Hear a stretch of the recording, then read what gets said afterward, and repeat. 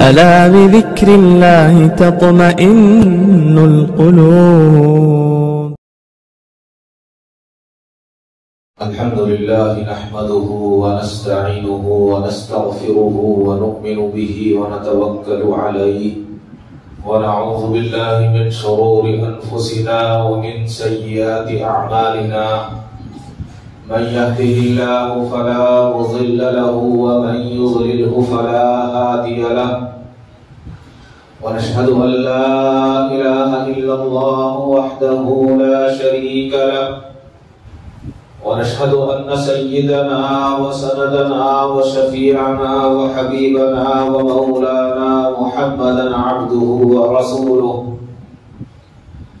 أما بعد فأعوذ بالله السميع العليم من الشيطان الرجيم بسم الله الرحمن الرحيم إنا نحن نزلنا الذكر وإنا له لحافظون صدق الله مولانا العظيم وصدق رسوله النبي الكريم وعلى آله وأصحابه أجمعين والحمد لله رب العالمين. محترم حضرات، بزرگوں، میں نے قرآن کریم کی ایک آیت آپ کے سامنے تلاوت کی کہ ہم نے قرآن کو نازل کیا اور ہم ہی اس کی حفاظت کرنے والے ہیں. حضرت انس بن مالک رضی اللہ تعالیٰ عنہ صحابی رسول ہیں.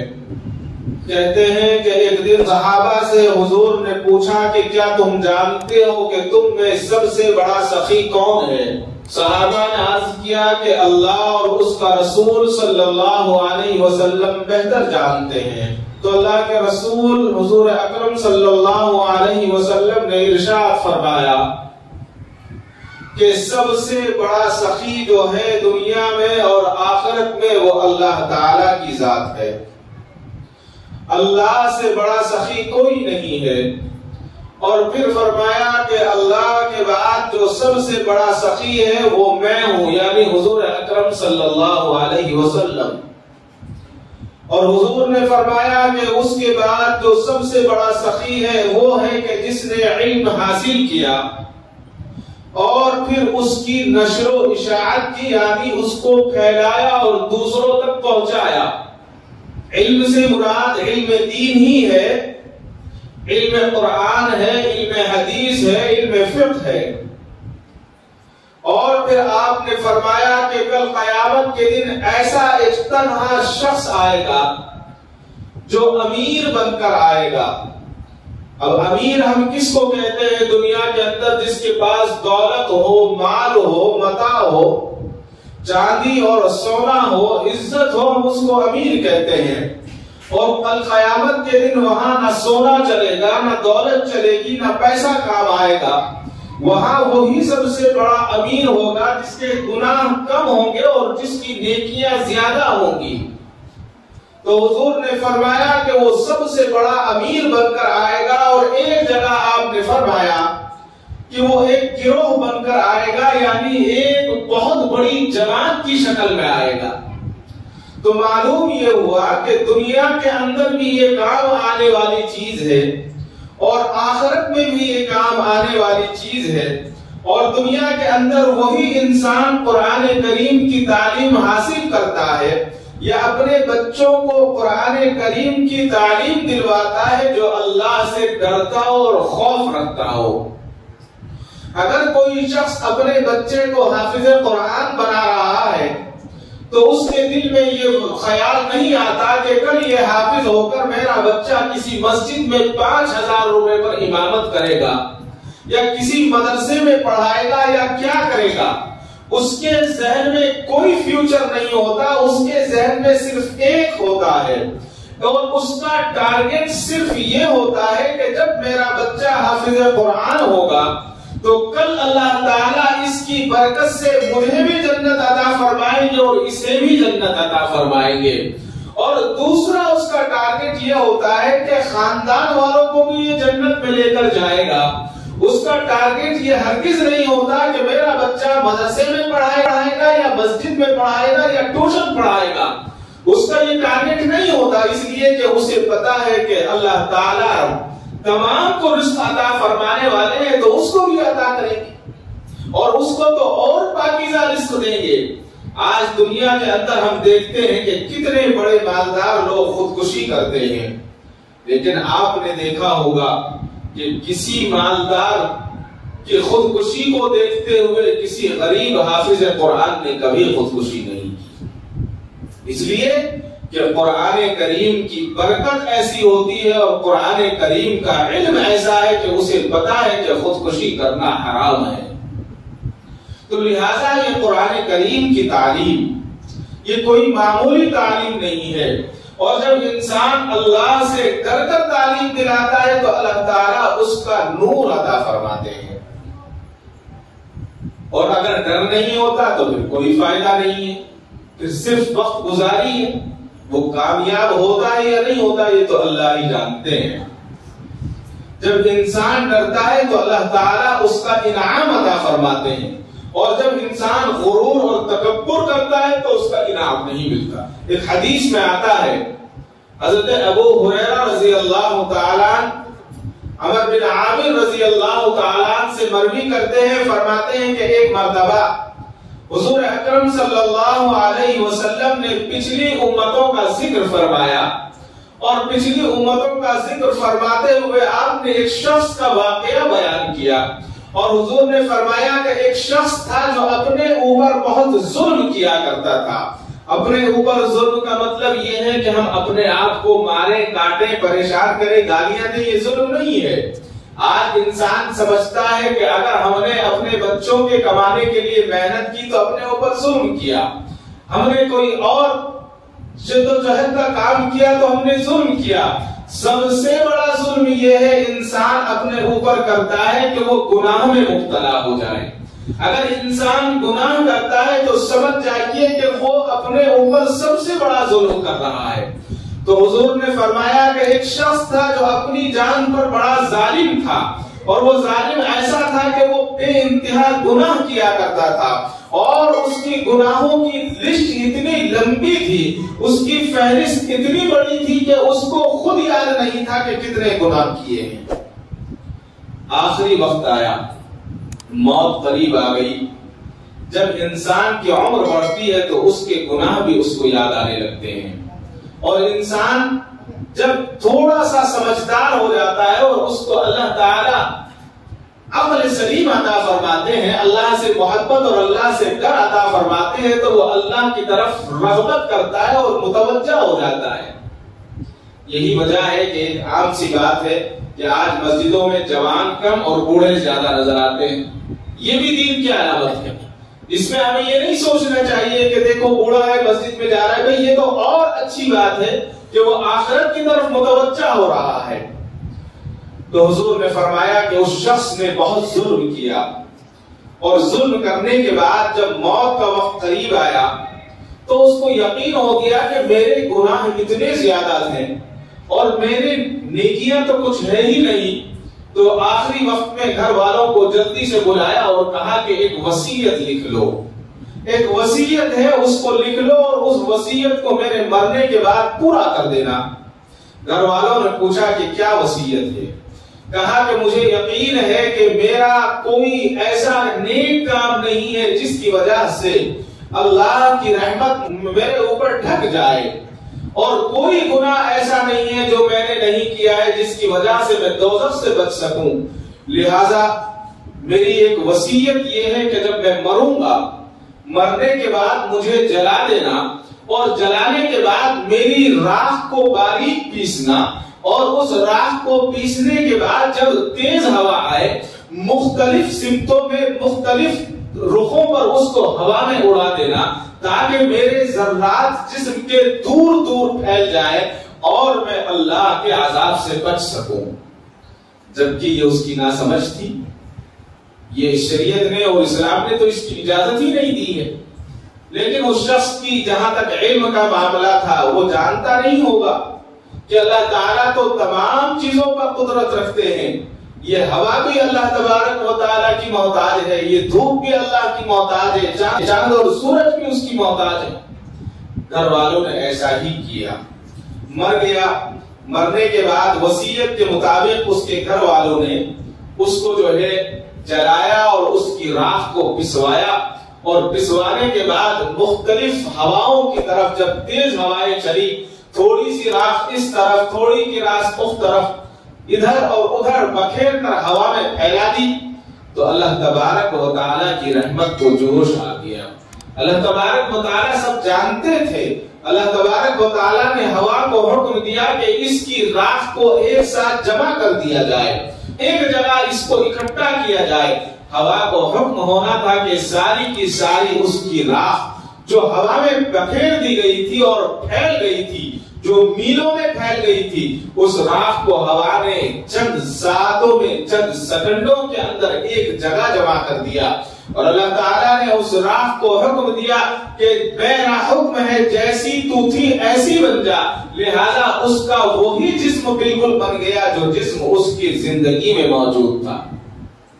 حضور اکرم صلی اللہ علیہ وسلم نے فرمایا کہ اس کے بعد جب وہ زندہ ہو کر اللہ تبارک و تعالیٰ کے سامنے پیش کیا گیا تو اللہ تعالیٰ جاننے کے باوجود اللہ تعالیٰ نے اس سے سوال کیا، تم نے اپنے گھر والوں کو یہ وصیت کیوں کی تھی کہ تمہیں جلا کر ہوا میں بکھیر دیا جائے؟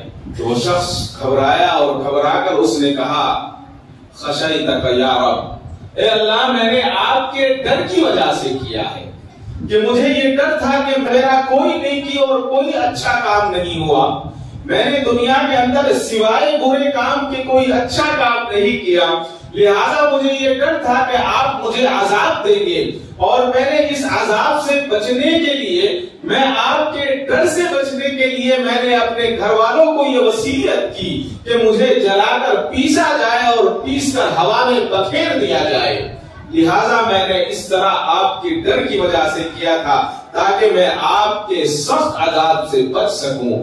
اللہ کی رحمت کو جوش آ گیا اور اللہ تبارک و تعالیٰ نے فرمایا کہ اے میرے بندے، تو مجھ سے ڈرا، لہذا میں تیری مغفرت کا اعلان کرتا ہوں۔ کس وجہ سے ہوا؟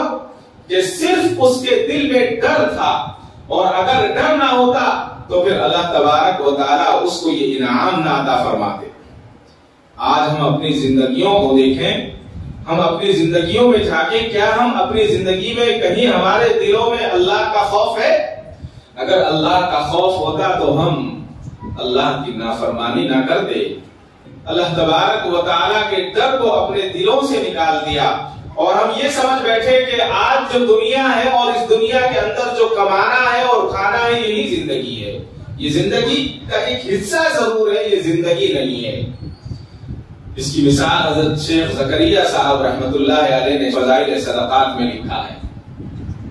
حضرت شیخ اپنی کتاب میں لکھتے ہیں کہ ایک کرد خاندان تھا، اور اس خاندان اور قبیلے میں ایک ڈاکو تھا، اس کی ایک گروہ تھا پورا۔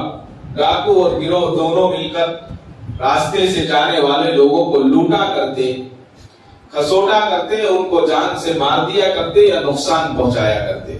تو ایک مرتبہ وہ کسی جنگل میں گیا، دریا کے کنارہ تھا، تو اس نے دیکھا کہ تین درخت ہیں کھجور کے، 2 درخت ہرے ہیں جس پر کھجوریں لگی ہوئی ہیں، اور ایک درخت سوکھا ہے جس پر کچھ نہیں ہے۔ تو اس نے دیکھا کہ ایک چڑیا کھجور والے درخت پر آتی ہے اور کھجوروں کو اپنی چونچ میں لیتی ہے اور اس میں سے کچھ کھجور توڑتی ہے، اور اس کے بعد جو سوکھا ہوا درخت ہے اس پر جا کر بیٹھ جاتی ہے، پھر وہاں سے اڑتی ہے اور پھر کھجور کے درخت پر آتی ہے اور پھر یہاں سے کچھ لے جاتی ہے۔ تو اس کے ذہن میں آیا کہ ہو سکتا ہے کہ چڑیا نے اپنا گھونسلہ بنایا ہو اور اس پر اپنے بچے رکھے ہوں، وہاں انڈے دیے ہوں اور اس سے بچے نکلے ہوں اور ان کو یہ کھجور کھلا رہی ہو۔ پھر ذہن میں آیا کہ چلو اس کو دیکھ لیتے ہیں کہ کیا کر رہی ہے۔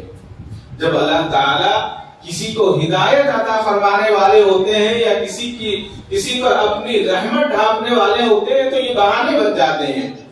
تو وہ ڈاکو کا سردار، وہ چوروں کا سردار جو ہے اس درخت پر، سوکھے ہوئے درخت پر چڑھا، اور چڑھ کر جب اس نے دیکھا تو اس کے ہوش اڑ گئے۔ اس نے دیکھا کہ وہاں پر ایک اندھا سانپ پڑا ہوا ہے اور اس سانپ نے اپنا منہ کھول رکھا ہے، اور اس سانپ کے منہ میں یہ چڑیا کھجور توڑ کر لے جاتی ہے اور اس سانپ کے منہ میں ڈال دیتی ہے اور وہ سانپ اس کھجور کو کھا لیتا ہے۔ بہت اس واقعے کو دیکھ کر اس کے دل پر اثر ہوا. چور ضرور تھا لیکن ایمان والا تھا, کلمہ پڑھنے والا تھا. بڑا اثر ہوا اور اس کے دل میں ایک قلب پیدا ہوا. اس نے دیکھا کہ یہ کیا میں دیکھ رہا ہوں کہ اللہ تعالی نے اس اندھے سانپ کی حفاظت بھی کر رکھی ہے. اگر کہیں زمین پر ہوتا, کہیں جنگل میں اور میدان میں ہوتا تو کوئی مار دیتا. اور حضور نے ارشاد فرمایا کہ موذی جانور کو مارو. ایک طرف اللہ تعالیٰ اس کی حفاظت فرما رہے ہیں اور دوسری طرف پاکیزہ بہترین رزق اس کو عطا بھی فرما رہے ہیں. تو اس کے دل میں وسوسہ پیدا ہوا کہ میں کتنا گندا ہوں. اللہ تعالیٰ رزق دینے والے ہیں اور میں نے اللہ کے پاکیزہ رزق کو چھوڑ کر گندا اور ناپاک رزق میں حاصل کر رہا ہوں. لوگوں کی جان بھی لیتا ہوں, ان کا مال بھی چھین لیتا ہوں اور اپنے رزق کو حرام کر رہا ہوں. یہ اس کے دل میں بات آئی اور دل میں بات آتے ہوئے وہ جب اترنا شروع کیا تو اس نے وہیں سے معافی مانگنی شروع کی کہ درگزر درگزر درگزر. وہ کہتا ہے کہ اے اللہ مجھے معاف کر دے, اے اللہ مجھے معاف کر دے, اے اللہ مجھے معاف کر دے. اور نیچے آیا اور نیچے آنے کے بعد اس کے دل میں سب سے پہلے یہ خیال آیا کہ تو جو لوگوں کو لوٹتا ہے اور چوری کرتا ہے اور مارتا ہے اس کا سب سے بڑا ذریعہ میری تلوار ہے. تو اس نے اپنی تلوار کو توڑ دیا اور توڑ کر پھینکا اور درگزر کرتے ہوئے اپنے لوگوں میں, اپنے گروہ میں پہنچ گیا. لوگوں نے دیکھا کہ اس کی تلوار ہاتھ میں نہیں ہے اور تلوار ٹوٹ چکی ہے اور صرف ایک بات کہتا ہے کہ معاف کر دے, معاف کر دے. کس سے معافی مانگ رہا ہے؟ یہاں تو کوئی معافی مانگنے والا بھی نہیں ہے, یہاں معاف کرنے والا بھی نہیں ہے.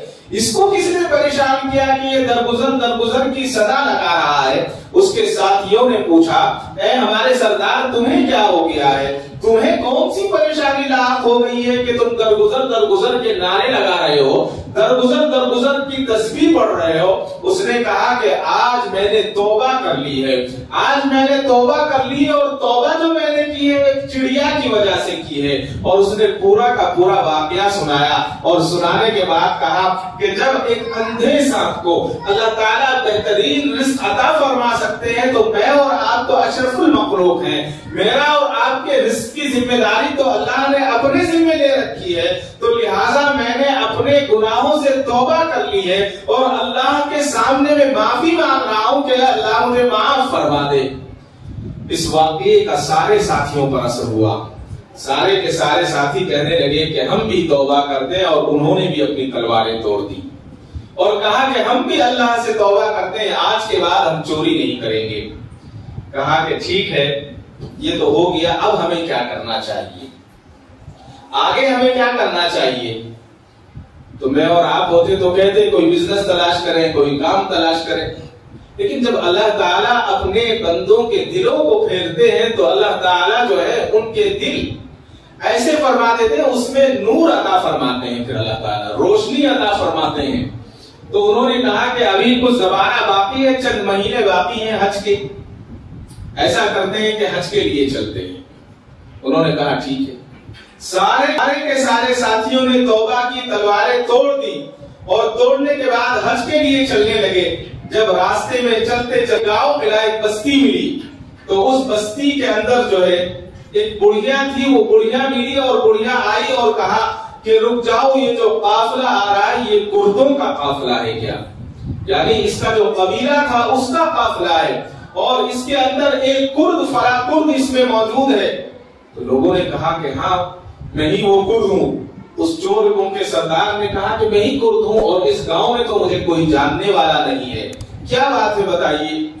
کہا کہ میرا لڑکا 3 دن پہلے میرے لڑکے کا انتقال ہو گیا, بہت سارے کپڑے تھے اس کے کپڑے میرے پاس رکھے ہوئے تھے, تو 3 دن سے میرے خواب میں حضور اکرم صلی اللہ علیہ وسلم تشریف لا رہے ہیں اور حضور نے فرمایا ہے کہ ایک قافلہ حج کے لیے جا رہا ہے جس کے اندر ایک کرد بھی ہے, لہذا یہ کپڑے اس کرد کو دے دو تاکہ وہ کپڑے کا اس کا انتظام ہو جائے.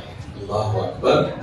3 دن پہلے تک چور تھا, ڈاکوؤں کا سردار تھا, لیکن جب اللہ سے توبہ کی تو اللہ تعالیٰ نے حضور اکرم صلی اللہ علیہ وسلم کے ذریعے کپڑے اس کو پہنچائے اور اس کلب کو جب اس عورت نے کپڑے دیے تو اس کپڑے کو لے لیا اور اپنے سارے ساتھیوں کو بانٹا اور کہا کہ دیکھو صرف اللہ تعالیٰ رزق کی ذمہ داری نہیں بلکہ کپڑے کی ذمہ داری بھی لے لیتے ہیں.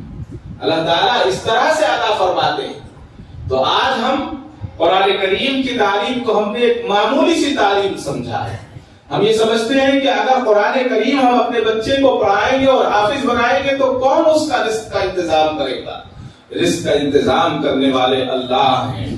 اگر ہم اپنے بچوں کو دینی تعلیم دیں گے تو کون ان کی تعلیم کا ان کے فیوچر کا انتظام کرے گا؟ سب کام کرنے والے اللہ ہیں. اگر انسان اللہ تعالیٰ کے سپرد ہو جائے اور اللہ تعالیٰ سے یہ کہے کہ جو اللہ تعالیٰ کریں گے میں اس پر راضی ہوں تو اللہ تبارک و تعالیٰ سارے انتظام فرمائے. آج ہم لمبے لمبے پلان بناتے ہیں کہ 5 سال میں ہمارا بچہ فلاں بن جائے گا، 10 سال میں یہ ہو جائے گا، 15 سال میں یہ ہو جائے گا. بہت سارے آپ نے حالات سنے ہوں گے کہ 5 سال اس نے پڑھا، MBBS ہوا، ابھی جو ہے آگے پریکٹس کے لیے جا رہا ہے، ایکسیڈنٹ ہو گیا، انتقال ہو گیا. کتنے واقعات آپ کو ایسے ملے. تو جانے والا بھی چلا گیا، گھر بھی برباد ہے، گھر بھی سونا ہے. دنیاوی تعلیم ضروری ہے، اس سے کوئی سروکار نہیں ہے کہ ہم دنیاوی تعلیم نہ دیں، لیکن دنیاوی تعلیم کے ساتھ ساتھ دینی تعلیم سب سے زیادہ ضروری ہے. اگر کل میں مر جاؤں اور میرے بچے میرے قبر پر فاتحہ پڑھنے والے نہ ہوں تو ان بچوں کا کوئی فائدہ نہیں. تو اس بات پر غور کی ضرورت ہے. آج ہم یہ سمجھتے ہیں کہ دنیا کے اندر ہم اپنے بچوں کو اعلیٰ تعلیم دلائیں گے، اعلیٰ ڈگری ان کو حاصل کرائیں گے. بہت ضروری ہے، بالکل اعلیٰ تعلیم ہونی چاہیے، لیکن ہمارے بچوں کی جو اعلیٰ تعلیم ہے دینی تعلیم کے ساتھ میں ہو تو وہ اعلیٰ ہے، نہیں تو وہ اعلیٰ نہیں ہے، وہ بربادی کی طرف لے جا رہی ہے. قرآن کریم کوئی عام کتاب نہیں ہے. حضرت مفتی شفیع صاحب عثمانی رحمت اللہ علیہ معارف القرآن کے جلد نمبر 5 میں ایک عجیب و غریب واقعہ آپ نقل فرماتے ہیں.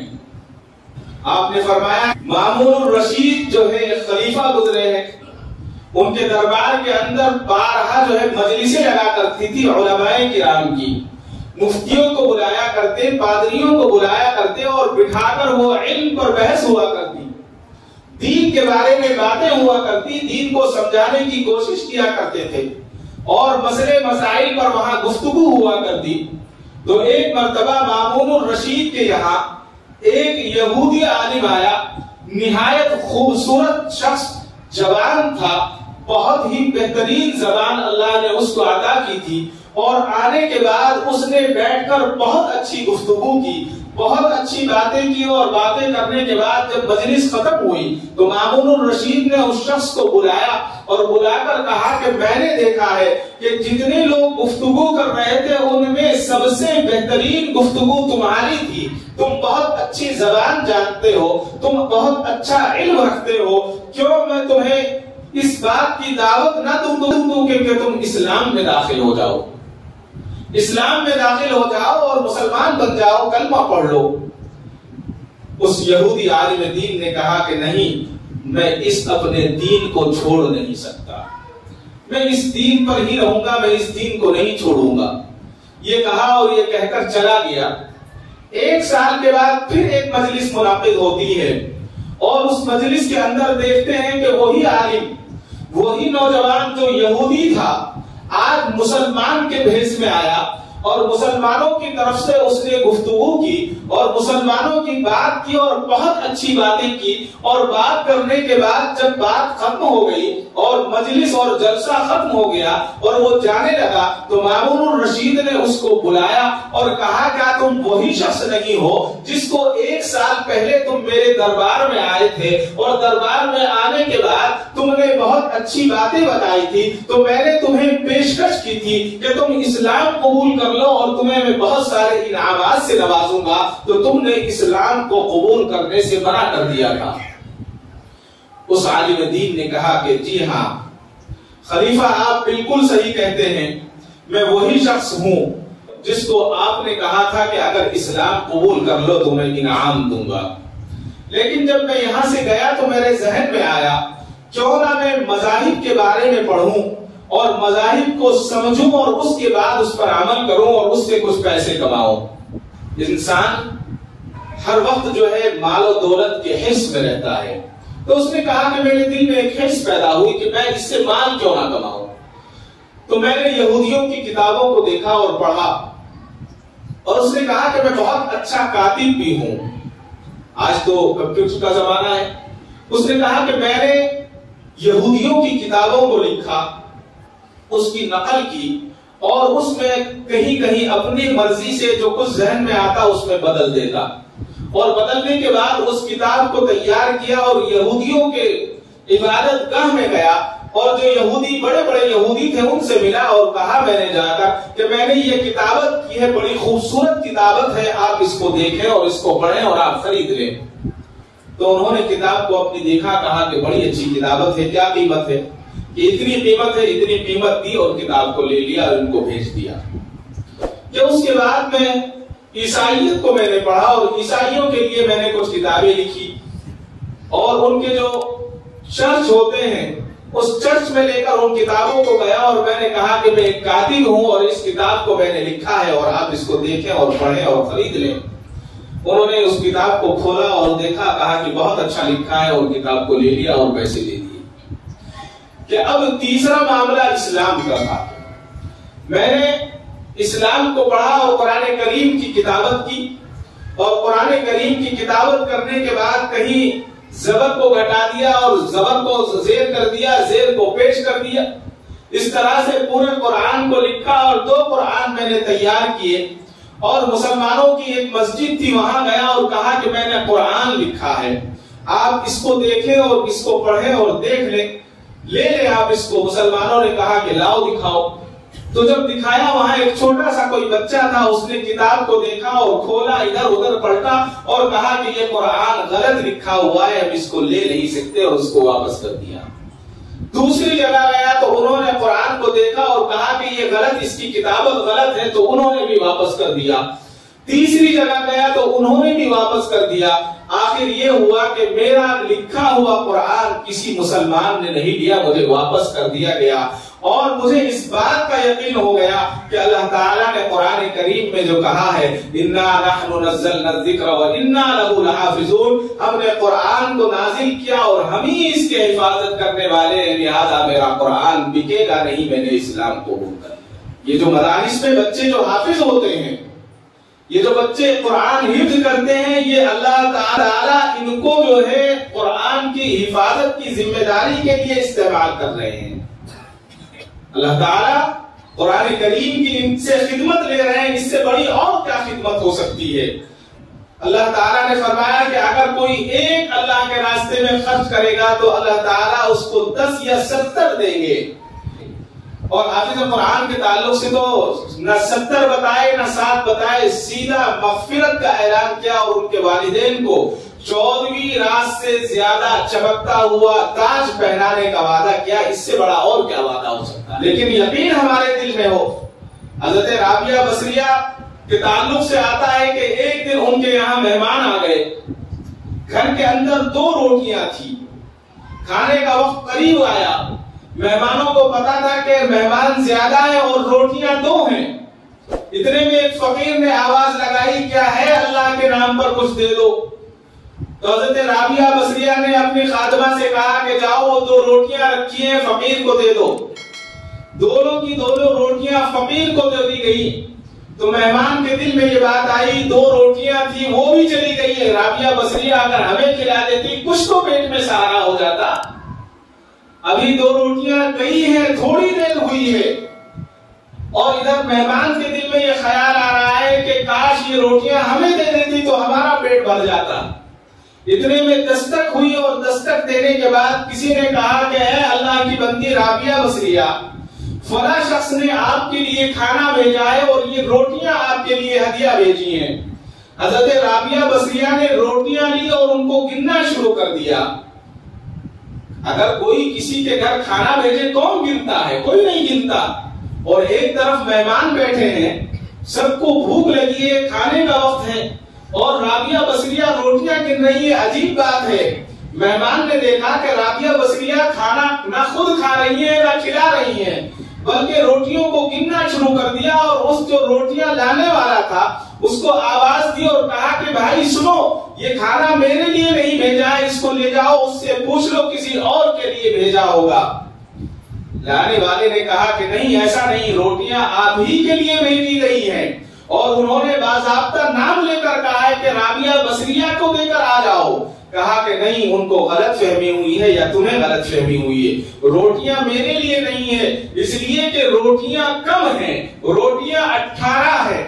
کہا کہ نہیں، انہوں نے تو روٹیاں آپ کے لیے بھیجی ہے۔ کہا کہ اگر روٹیاں میرے لیے بھیجی ہوتی تو 20 ہوتی، اس لیے کہ اللہ تعالیٰ نے فرمایا ہے کہ جب دنیا میں کسی سائل کو 1 دو گے تو تمہیں 10 ملیں گے، میں نے تو 2 روٹیاں دی ہیں، مجھے تو 20 روٹیاں ملنی چاہیے تھی، یہاں تو روٹیاں 18 ہیں، لہذا لے جاؤ۔ لانے والے نے کہا کہ معافی چاہتا ہوں، راستے میں 2 روٹیاں میں نے چرا لی تھی، روٹیاں آپ کے لیے 20 ہی بھیجی گئی تھی۔ معلوم یہ ہوا کہ یقین اگر ہوگا تو اللہ تبارک و تعالی انعام بھی عطا فرمائیں گے اور اس کا بدلہ بھی عطا فرمائیں گے۔ اللہ تعالیٰ مجھے اور آپ کو کہنے سننے سے زیادہ عمل صالح کی توفیق عطا فرمائے۔ وآخر دعوانا الحمد للہ۔ کعبے پہ پڑی جب پہلی نظر، کیا چیز ہے دنیا بھول گیا، کیا چیز ہے دنیا بھول گیا۔